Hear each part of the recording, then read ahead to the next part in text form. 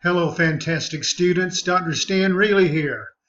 I wanted to talk with you today about something that is very much a part of our professions and industry today, and that is the element of change.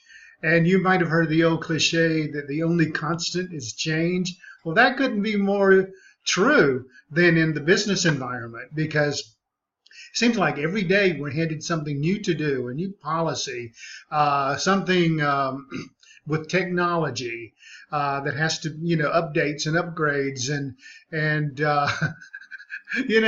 we're trying to do our job, and every time we turn around, there's another change initiative that we have to learn and adapt to and modify for. But that's not a bad thing, because if things are changing within your business, it means that your business leaders are paying attention to what's going on outside in the macro environment, and they are making adjustments, making adaptations to accommodate for this change, so that the business, your business, or any business, can be more competitive and be able to be more in sync with the domestic and global marketplace, right? All right. Well, all those things said, this week's assignment, you get to discuss change. Okay, there are multiple models for change. Those have been provided for you in the course shell. So I want you to be sure to look at these change models. Choose two or three, and look at the pros and cons of each. All right.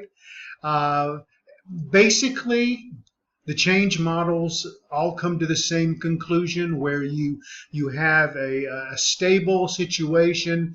The change element comes in. It creates some sort of, for lack of a better term, chaos.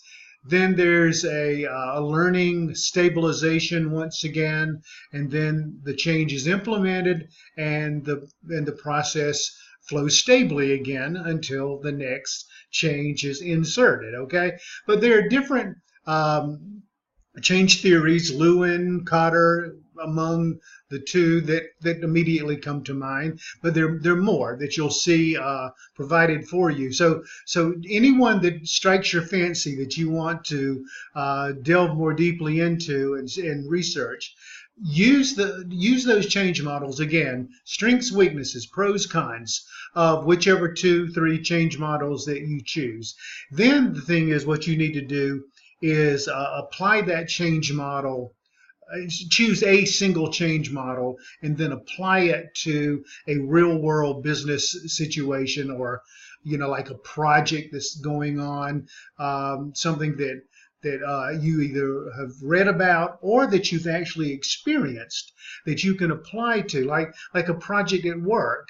How did Lewin's change model actually go on? How did it actually occur within the project itself that you were working on? Surely it did. If you were working on a project, a change came about, and you all had to adjust to it.